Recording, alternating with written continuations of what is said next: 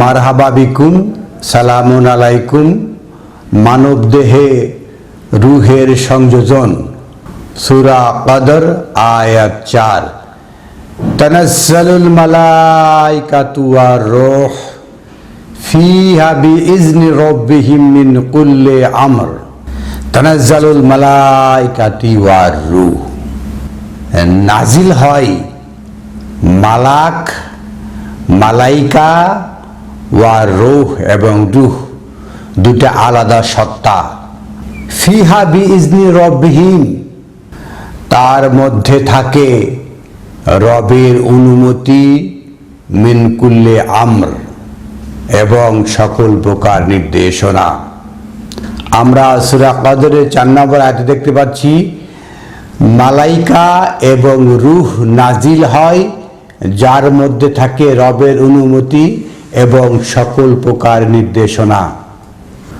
সূরা নাহলের 2 নম্বর আয়াতে রয়েছে ইউনাজ্জিলুল মালাইকাতা বির-রূহ মিন আমরিহি আলা মান ইয়াশা মিন ইবাদিহি।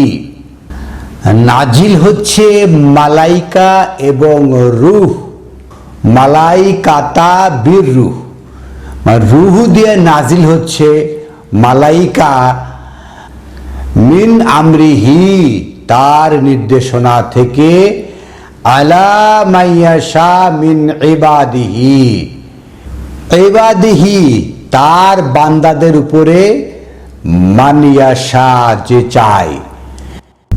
তাহলে কথাটা হলো এরকম, তার বান্দাদের মধ্যে থেকে যে চায় তার প্রতি নাজিল হয় মালাইকা রূহ দিয়ে, সকল নির্দেশনা থেকে।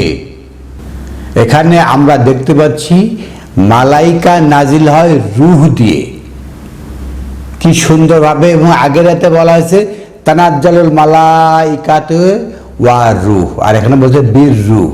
তাহলে মালাইকা এবং রূহ দুটা পাশাপাশি চলাচল করে, বোঝা যাচ্ছে। আরো আয়াত আমরা দেখব।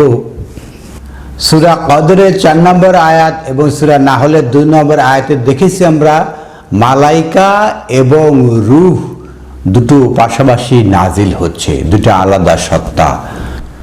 সূরা মাআরিজের 4 নম্বর আয়াতে রয়েছে তারুজুল মালাইকাতু ওয়ার রূহ ইলাইহি ফি ইয়াউমিন কানা মিকদারুহু 50 আলফা সানাতিন। সূরা কদরে এবং সূরা নাহলে আমরা দেখেছি মালাক এবং রূহ দুটা নাজিল হওয়া। এবং সূরা মাআরিজে যে পাচ্ছি তারুজুল মালাইকাতু ওয়া রূহ ইলাইহি ফি ইয়াউমিন, এমন একদিনে মালাইকা এবং রূহ দুটা ঊর্ধ্বগমন করে তার দিকে, যার পরিমাণ হলো 50,000 বছর। সূরা নাবার 38 আয়াতে রয়েছে ইয়াউমা ইয়াকুমুর রূহু ওয়াল মালাইকাতু সাফা। আর সেই দিনে আসলো কি, আর রূহটা আগে আসলো, পরে ওয়াল মালাইকাতু সাফান, পরিশুদ্ধতায় দাঁড়িয়ে গেল রূহ এবং মালাইকা দুটো পাশাপাশি রয়েছে। লা ইয়াতাকাল্লামুনা ইল্লা মান আযনা লাহুর রহমান ওয়া ক্বালা সাওয়াবা। সেই দিন কেউ কথা বলতে পারবে না, যাকে অনুমতি দিবে রহমান তিনি হয়তো বলতে পারবেন ওয়া ক্বালা সাওয়াবা, সঠিক ছাড়া কিছুই বলতে পারবে না। সূরা গাফির আয়াত 15 আয়াতে বলা হচ্ছে ওয়া রাফিউদ দারাজাতুল আরশ, সেই আরশের মহান অধিপতি, তিনি মহান মর্যাদার অধিকারী। ইউলকির রূহা মিন আমরিহি আলা মান ইয়াশা মিন ইবাদিহি। ইউলকি, তিনি প্রক্ষেপণ করেন, আর রূহ মিন আমরিহি, তার নির্দেশনা থেকে রূহ, তার রূহ প্রক্ষেপণ করা হয়। কার প্রতি রূহ প্রক্ষেপণ করা হয়? মিন আমরিহি আলা মান ইয়াশা মিন ইবাদিহি, তার বান্দাদের মধ্যে যে চায় তার প্রতি সকল নির্দেশনা সহ রুহু প্রক্ষেপণ করা হয়। লিতুনজিরা ইয়াউমাত তালাক, যাতে তারা এই যে রুহ যে প্রক্ষেপণ করে, কেন? যেন সতর্ক করতে পারে ইয়াউমাত তালাক, সেই বিচ্ছিন্ন হবার দিনে, যেদিন স্বামী স্ত্রী বিচ্ছিন্ন হয়ে যাবে, বাবা ছেলে মেয়ে পরিবার আত্মীয় স্বজন বন্ধু বান্ধব কেউ কার সাথে সম্পর্ক রাখবে না, সেই দিনে সতর্ক করার জন্যই রূহ সংযোজন করা হয় যে সমস্ত বান্দা চায় তাদেরকে। সূরা হিজর আয়াত 29-29, ফাইজা সাওয়াইতুহু ওয়া নাফাকতু ফীহি মিন রূহি ফাকাউ লাহু সাজিদিন।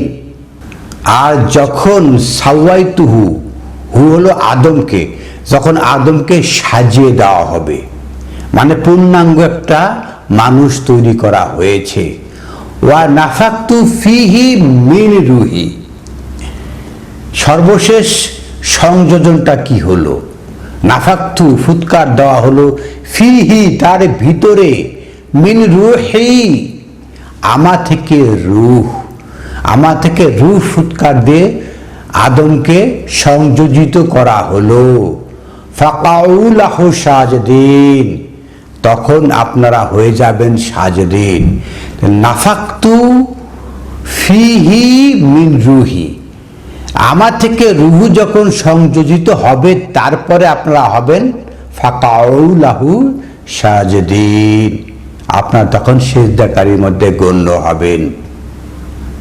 তো আমরা বলতে পারি যে আদম তখনই মান্যতার যোগ্য, সিজদার যোগ্য, যখন তার মধ্যে নাফাকতু ফীহি মিন রূহি, আমা থেকে রুহু, মানে কি প্রতিপালক রব তার থেকে যে রূহ তার সাথে সংযোজন করা হয়েছে, তারপরে ফাকাউ লাহু সাজিদিন, সিজদার উপযুক্ত হয়েছে, এটা আমরা বলতে পারি। রূহ আদমের মধ্যে সংযোজন করা হয়েছে। জন্মের পরম্পরায় কি এই রূহ আমাদের মধ্যে থাকবে? সেটা তো আমরা বলেছি সূরা গাফের, সূরা মুমিনের 15 আয়াতে, যে ইউলকি রূহা মিন আমরিহি আলা মাইয়াশা মিন ইবাদিহি, মহান জুল আরশ, তিনি মহান অধিপতি, তিনি নিক্ষেপ করেন, প্রক্ষেপণ করেন, মিন আমরিহি নির্দেশনা থেকে, তার বান্দাদের মধ্যে থেকে যে চায় তাকে রূহ নিক্ষেপ করেন, প্রক্ষেপণ করেন, সংযোজন করেন। সূরা শুআরা আয়াত 51 আয়াতে বলা হচ্ছে, ওয়া মা কানা লি বাশারান আইয়ুকাল্লিমাহুল্লাহ, কোনো বাশার মানুষ এরকম নয় যে তিনি মহান আল্লাহর সাথে কথা বলবেন। ইল্লা, ব্যতিক্রম হচ্ছে ওয়াহিয়ান আও মিন ওয়ারাই হিজাবি আও ইরসিলা রাসূলান, ব্যতিক্রম হচ্ছে ওয়াহির মাধ্যমে অথবা পর্দার অন্তরাল থেকে অথবা কোনো রাসূল প্রেরণ করে। এই তিনটা প্রক্রিয়ায় রবের সাথে, আল্লাহর সাথে সংযোগ স্থাপন করা যায়। ফা ইউহিয়া বিইজনিহি মা ইয়াশাউ, অথবা তিনি ওয়াহি করেন, অনুপ্রেরণা দেন, ইন্সপাইরেশন দেন তার অনুমতি সাপেক্ষে যা কিছু। ইন্নাহু আলিয়ুন হাকীম, আর নিশ্চয় তিনি মহাপ্রজ্ঞাময়, মহান ঊর্ধ্বের। পরের আয়াত 52 বলা হচ্ছে, ওয়া কাযালিকা আওহাইনা ইলাইকা রূহাম মিন আমরিনা, আর এভাবেই আমরা অনুপ্রাণিত করি তাকে আমার নির্দেশনা থেকে রূহ। মা কুনতা তাদরি মা আল কিতাব, আপনি জানতেন না আল কিতাবটা কি। তাহলে আমরা এখান থেকে হিকমার মাধ্যমে বুঝতে পারি যে ওয়া কাযালিকা আওহাইনা ইলাইকা রূহাম মিন আমরিনা, যে পর্যন্ত না রূহাম মিন আমরিনা ওয়াহি হয়, রুহু যে পর্যন্ত না কোনো বান্দার প্রতি ওয়াহি হয়, তার আগে কি হয়? মা কুনতা তাদরি মা আল কিতাব, কিতাব কি জানতে পারবে না, কিতাবের বোধ আসবে না ভিতরে। তার রূহ সংযোজন হতে হবে। কোনো আব্দ, কোনো বান্দার প্রতি রূহ সংযোজন হওয়ার পরেই মা কুনতা তাদরি মা আল কিতাব, কিতাব কি জানবে না। জানছে কখন? যখন রূহটা কারো দেহে, কোনো বান্দার দেহে সংযোজন হয়েছে। ওয়ালা ঈমান, আর না ঈমান। তাহলে কিতাব কি, ঈমান কি, এই দুটার একটাও জানতে পারবে না যে পর্যন্ত না রূহটা সংযোজন ঘটে। কারণটা কি?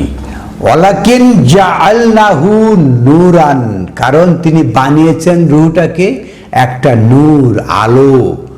আলোকিত হওয়ার মাধ্যমে তো ঈমান আনয়ন করতে পারে, আলোকিত হওয়ার মাধ্যমে আল কিতাবটাকে বোধে আনতে পারে। নাহদি বিহি মান নাশা মিন ইবাদিনা,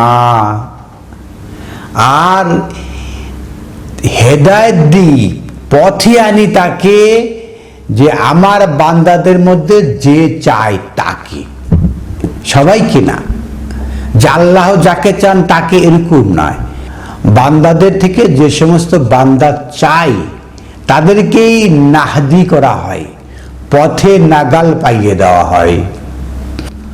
ওয়া ইন্নাকা লা নাহদি ইলা সিরাতিল মুস্তাকিম, আর নিশ্চয় আপনি আছেন সেই হেদায়েতের পথে, সঠিক দাঁড়ানোর পথে। আমরা মহাবিশ্বকর গ্রন্থ আল কোরআন থেকে বুঝতে পারলাম যে সমস্ত বান্দাদের থেকে যে সমস্ত আব্দ যারা চায় তাদেরকে আল্লাহ একটা রূহ আওহাইনা করেন। ওয়া কাযালিকা আওহাইনা ইলাইকা রূহাম মিন আমরিনা, আমার নির্দেশনা থেকে রূহ সেটা সংযোজন করা হয়। তারপরে বোধ আসে আল কোরআন, তারপরে বোধে আসে ঈমান, তারপরে সে আলোকিত হয়। এভাবেই একজন মানুষ হেদায়েত পথের নাগাল পায়। সুপ্রিয় দর্শক শ্রোতা, আমরা মহাবিশ্বকর গ্রন্থ আল কোরআন থেকে কিছু কিছু শব্দ, কিছু কিছু আয়াত স্পষ্ট করার চেষ্টা করি। আপনি যদি আমাদের চ্যানেলে সাবস্ক্রাইবার হয়ে থাকেন তাহলে আমাদের পরিবারের সদস্য, আর যারা নতুন শ্রোতা রয়েছেন সাবস্ক্রাইবার না, তারা আমাদের চ্যানেলে সাবস্ক্রাইবার হয়ে এই চ্যানেলের সদস্য হয়ে যান, মেম্বার হয়ে যান। আর যাদের কাছে কোনো প্রশ্ন রয়েছে তারা ইনবক্সে, কমেন্ট বক্সে লিখুন, আমরা উত্তর দেওয়ার চেষ্টা করব ইনশাআল্লাহ। যারা এই চ্যানেলের সাবস্ক্রাইবার তারা এই সমস্ত ভিডিওকে শেয়ার করে বিশ্বের সমস্ত মানুষের কাছে পৌঁছে দেওয়ার চেষ্টা করুন, এবং যারা সাবটাইটেল দেখতে চান তারা সিসি বাটনে ক্লিক করুন। আলহামদুলিল্লাহি রাব্বিল আলামিন।